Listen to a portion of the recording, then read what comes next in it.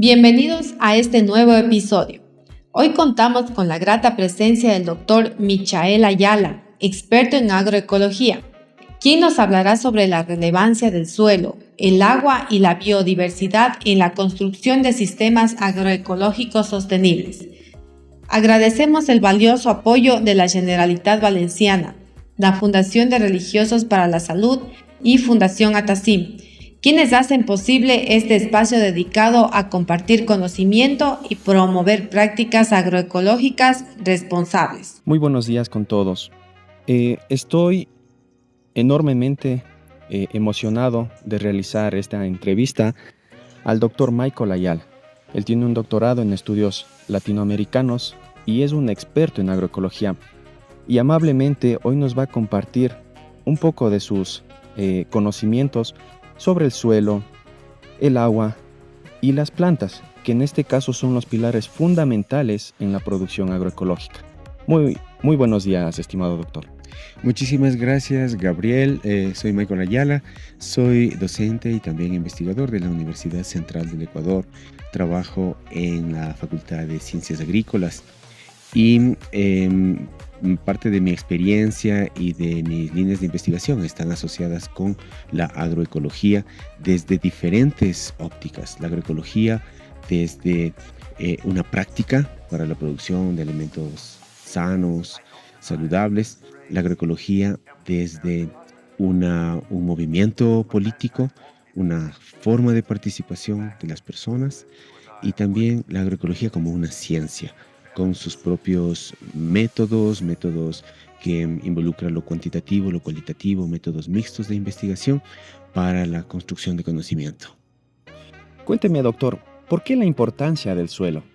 Muchos hoy en día mencionan que el suelo no es un ser vivo, simplemente es el sustrato que nos permite anclar a las plantas. Bien, desde la agroecología nosotros la abordamos como un sistema. Un sistema es un conjunto de diversos elementos que están orientados hacia la producción de un algo. Pero muchas veces nosotros como practicantes de la agricultura no tomamos en cuenta esa visión sistémica que nos permite identificar, por ejemplo, los límites de nuestro sistema. ¿Qué límites tenemos a nivel horizontal, a nivel vertical? ¿Qué entradas desde afuera de mi sistema, qué entradas vienen desde afuera? Fuentes de energía, fuentes de nutrientes, material genético, agua, todo lo que viene de afuera. Identificamos qué es y qué naturaleza tiene. Identificamos qué cosas salen de nuestro sistema. Salen productos, salen subproductos, salen desechos, sale agua nuevamente. La radiación solar que entró, sale la radiación solar porque no ha sido aprovechada, por ejemplo. Varias salidas, ¿no? Entonces identificamos entradas y identificamos salidas. Identificamos procesos a través de lo que conocemos como subsistemas. Dentro de un sistema, pequeños sistemas, subsistemas que tienen su propia dinámica y que tienen su interacción interna. Es desde ese enfoque sistémico que nosotros consideramos al suelo como uno de sus componentes internos, como el subsistema suelo y fertilidad. La fertilidad está asociada con el suelo y, como tú mismo dices, Gabriel, el suelo no es únicamente ese sustento físico donde están ancladas las raíces. Eso es una de las funciones del suelo, pero sobre todo nosotros hablamos del suelo como un ser vivo. Precisamente como tú mencionas, es un ser vivo con todas las complejidades de un ente viviente que tiene diversas funciones ecosistémicas. Una de esas funciones ecosistémicas es el de proveer de nutrientes, pero no es únicamente eso. Hay muchísimas funciones que cuando tomas mi clase de agroecología vas viendo poco a poco a lo largo del semestre. Por lo tanto, hablamos del subsistema suelo como este elemento que recibe materias primas de otros elementos que están dentro, de otros subsistemas que están dentro de tu agroecosistema. Entonces, voy a mencionar cada uno de los subsistemas mínimos que deberíamos identificar en un agroecosistema. Y hablamos obviamente del subsistema suelo y fertilidad, agua y humedad, cultivos de ciclo corto, perennes y semiperennes, y finalmente animales. Cuando hablamos de estos cultivos y hablamos de estos animales, no nos referimos únicamente a las plantas domesticadas, a los animales domésticos. Nos referimos también a las plantas silvestres, a los animales silvestres y a todos los microorganismos que están asociados con estos organismos macro. Cuando hablamos del suelo, asociamos directamente con la fertilidad, porque el suelo es a donde finalmente van a parar la mayor parte de los productos y subproductos que se generan en los otros subsistemas. Lo que se genera en el subsistema animal, sabes bien que a través del compostaje, a través de la descomposición de esa materia orgánica, pasa a formar parte de esa fertilidad. No una fertilidad para ese ciclo de cultivo, sino una fertilidad permanente. Es una construcción la fertilidad. No es únicamente un estado, un corte a la fecha, sino que es un conjunto de interacciones y de funciones ecosistémicas que garantizan que la fertilidad es permanente, que se mantiene en el tiempo. De tal forma que al finalizar un ciclo de cultivo, no es que el suelo está más pobre, sino que el suelo está en mejores condiciones. Esa es la consigna del productor agroecológico, de no deteriorar la base biológica de su negocio, que es la agricultura, sino de enriquecer esa base biológica. Por lo tanto, identificamos al hablar del suelo cuáles son las funciones que nosotros requerimos que sucedan en el suelo. Yo necesito, se me viene a la mente, fijación de nitrógeno. ¿Qué debe ocurrir para que se fije el nitrógeno? ¿Qué organismos, qué especies están asociadas con la fijación de nitrógeno? Yo tengo que identificarlas. Pero en primera instancia, tengo que identificar la función que estoy buscando, fijar nitrógeno. Si otra función que estoy buscando es fijar carbono, ¿con qué se fija el carbono? El carbono que está en el aire. El CO2, ¿cómo se fija? ¿A través de qué mecanismos? ¿Qué funciones ecosistémicas están relacionadas o asociadas con la fijación de carbono? Si por el contrario digo yo necesito una función que sea la infiltración de agua, ¿qué especies están asociadas con la infiltración de agua? Puedo decir, yo necesito que haya porosidad, necesito que haya unos agregados del suelo. ¿Qué especies están agregadas con la porosidad del suelo?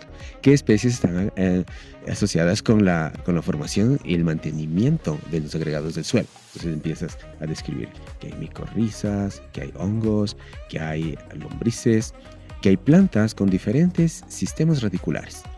Unos sistemas radiculares gruesos, medianos, finos. Imagínate, al morir una planta, la parte aérea empieza a descomponerse y la parte subterránea también.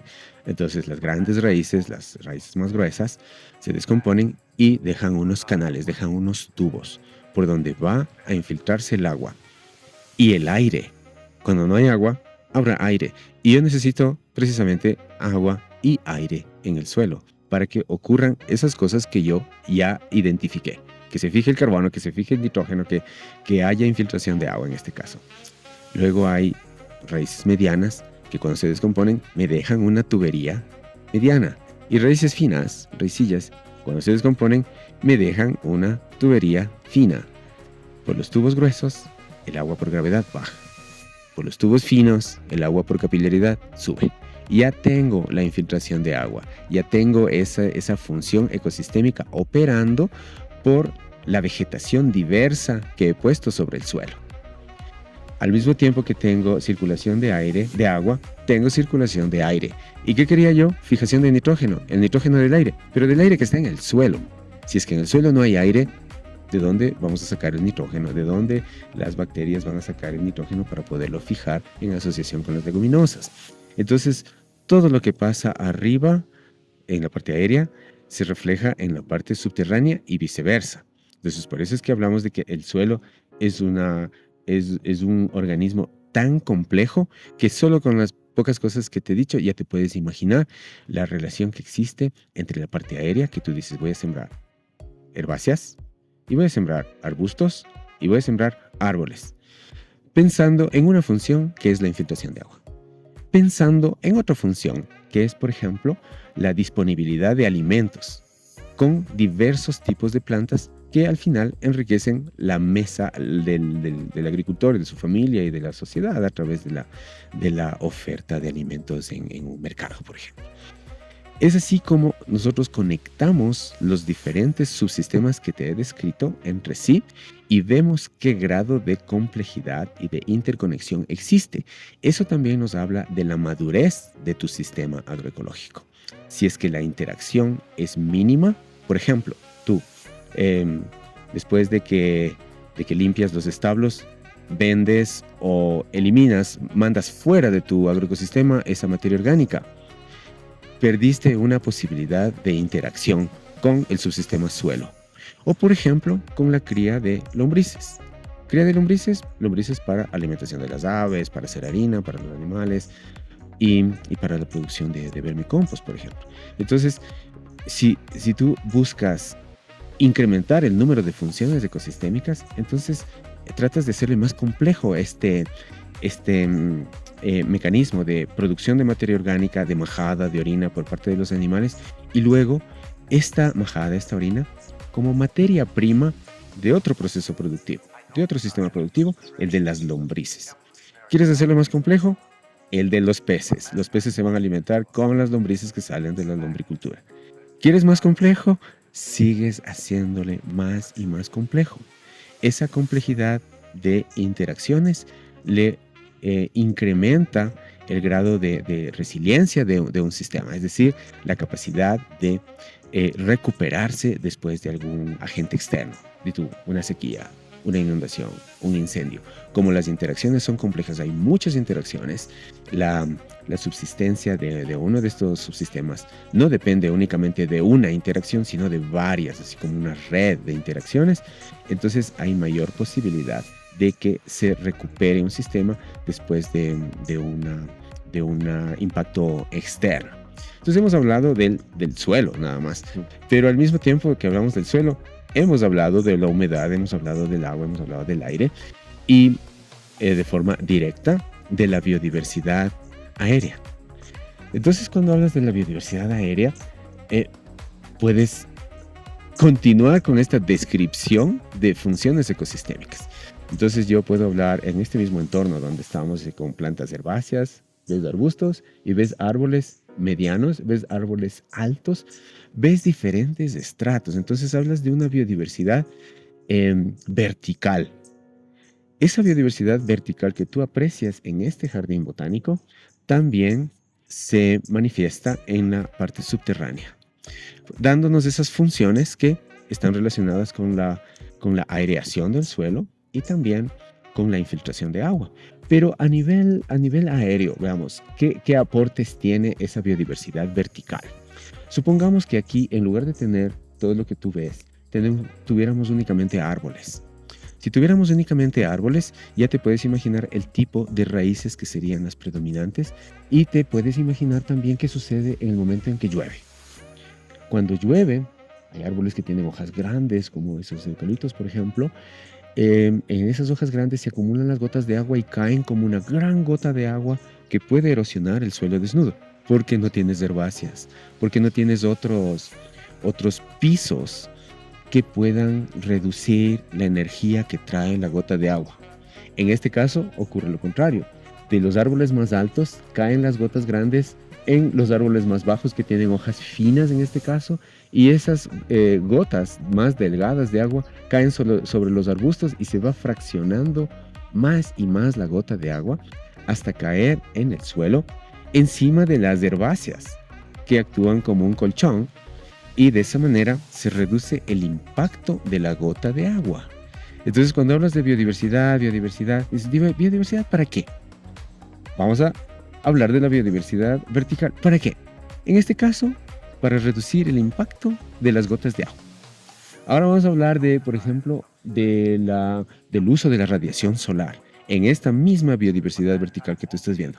Las plantas que requieren mucha más luz se van bien arriba y utilizan la luz al máximo. Hay plantas que necesitan menos luz, como estas de hojas anchas. Aquí tenemos un lechero, por ejemplo. Tenemos una morera de hojas más anchas que necesitan menos luz, están tranquilas en la semi-sombra. Han vivido años y han producido durante años en esta semisombra. Y más abajo hay plantas que requieren aún menos luz y que siguen productivas, siguen cumpliendo su ciclo de vida en poblaciones saludables y renovadas, porque ese es su entorno, ese es su hábitat. Entonces puedes tener diferentes especies con diferentes hábitos creciendo de una manera adecuada, haciendo una cobertura, proveyendo de una determinada arquitectura biológica que garantiza el aprovisionamiento de agua. Aparte de esto que te explicaba de la gota de agua, la evaporación del suelo. Cuando tienes un suelo desnudo, la radiación solar, especialmente aquí en la zona andina, es muy intensa. La radiación solar hace que se seque el suelo, que se deshidrate, que se evapore. Pero con estas diversas formas de cobertura de suelo, vas a reducir la evaporación debida a la radiación solar o al viento, ¿no? Entonces, con esta vegetación que tú puedes apreciar aquí también, puedes ver que si es que hay viento, el viento se reduce, la energía del viento reduce su impacto sobre el suelo, reduciendo obviamente la deshidratación del suelo.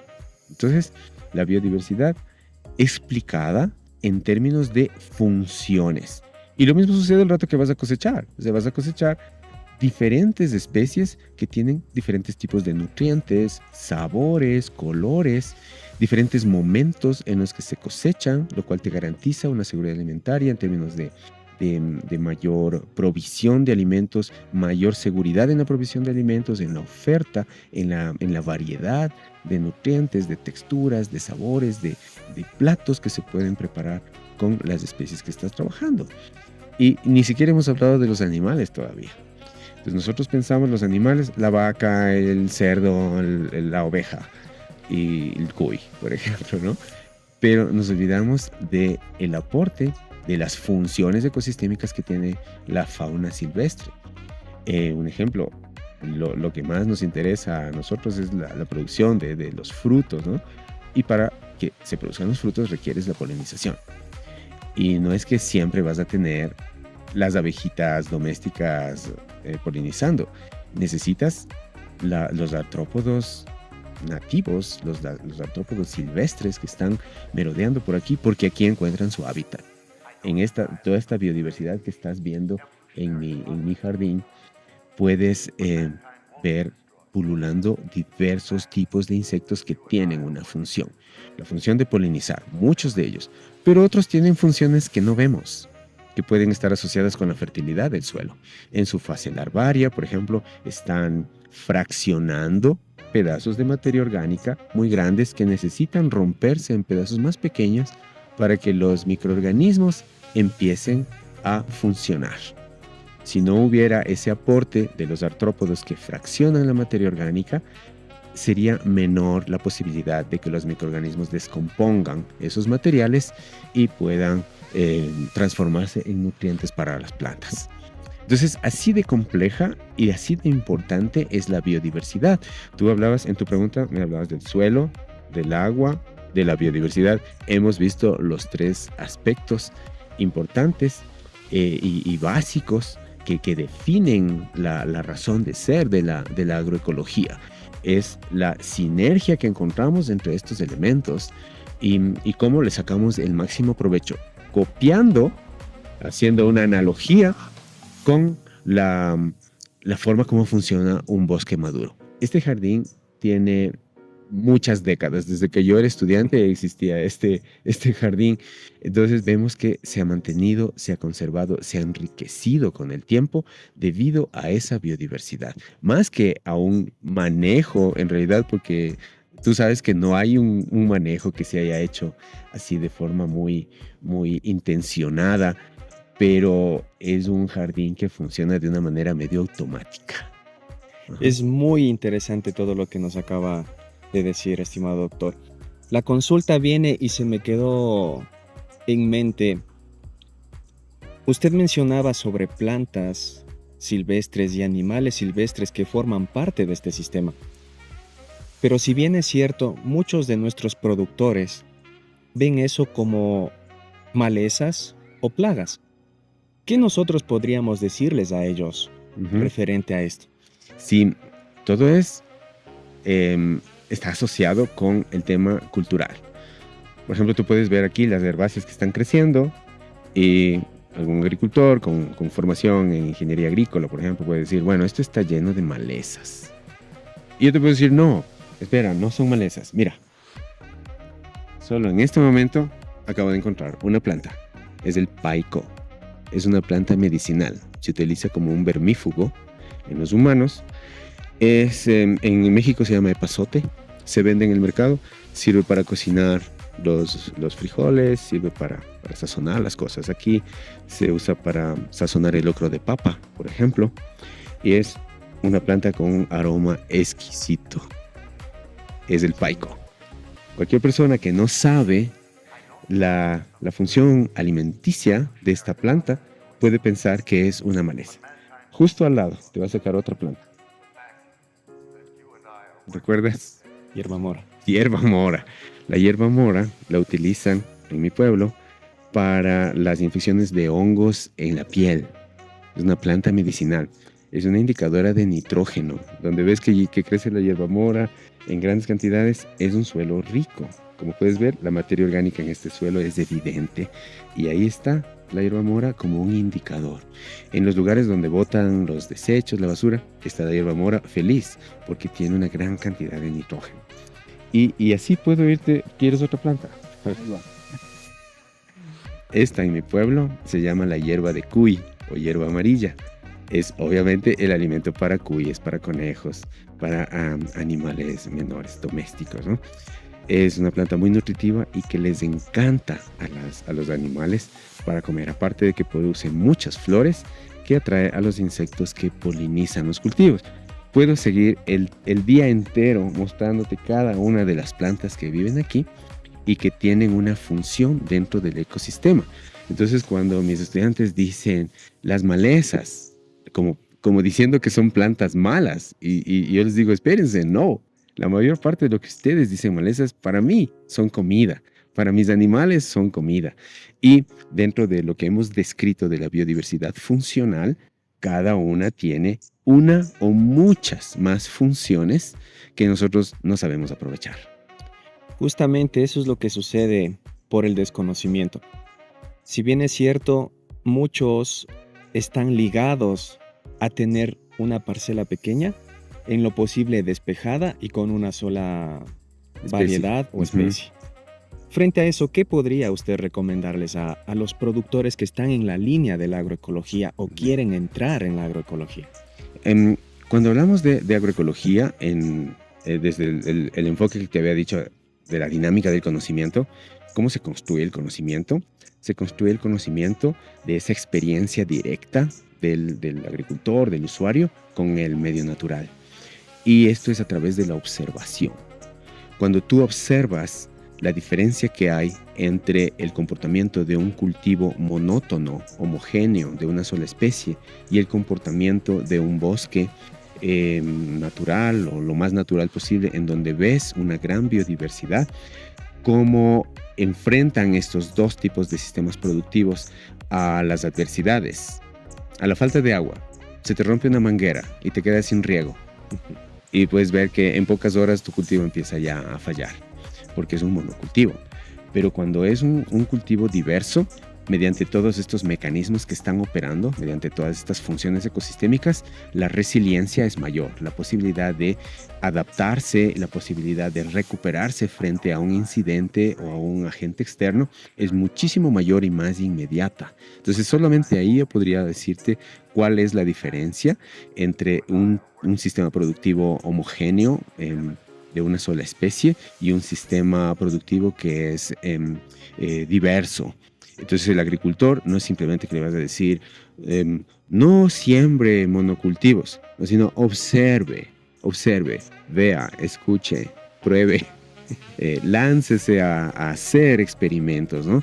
y probar qué me funciona mejor. No en el corto plazo, sino en el mediano, en el largo plazo, que es lo que más nos interesa. Nos hemos acostumbrado a los cultivos de ciclo corto, dejando olvidados a otros cultivos semiperennes, perennes, que son los que realmente aportan con resiliencia a los agroecosistemas. Si nosotros dependeríamos, imagínate en mi pueblo, que tenemos una poquísima pluviosidad en Perucho, es un valle interandino bastante seco. Si dependiéramos de los cultivos de ciclo corto, nosotros tenemos poquísimas semanas de lluvia al año, no tendríamos nada que comer. Entonces hemos tenido que depender de los arbustos, de los árboles, para poder tener alimentos a lo largo del año. Y cuando llueve, perfecto, ahí van mis cultivos de ciclo corto también, ¿no?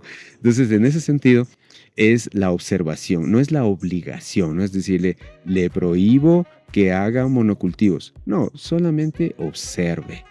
Ahora, recuerda, por ejemplo, en el tiempo de cuando estábamos encerrados en el COVID, las personas que tenían una sola fuente de ingresos, o las personas que tenían una sola profesión, o que eran capaces de hacer una sola cosa, y esa sola cosa estaba cerrada, porque estábamos todos encerrados en la casa. En cambio, esas otras personas que eran capaces de decir, no, pues yo puedo hacer pan, yo puedo hacer mi propio pan, yo puedo cortar el cabello a alguien, yo puedo ser peluquero, yo puedo hacer esto, yo puedo hacer estas otras cosas. Resulta que podíamos hacer muchísimas cosas, porque nos tocó hacerlo, nos tocó estar encerrados y teníamos que ser capaces de arreglar nuestra ropa, de lavar, de cocinar, de hacer muchas funciones que no habíamos estado acostumbrados. Y las personas que en cambio decían, no, yo lo único que sé hacer es tal cosa, pero esa empresa donde yo trabajaba cerró.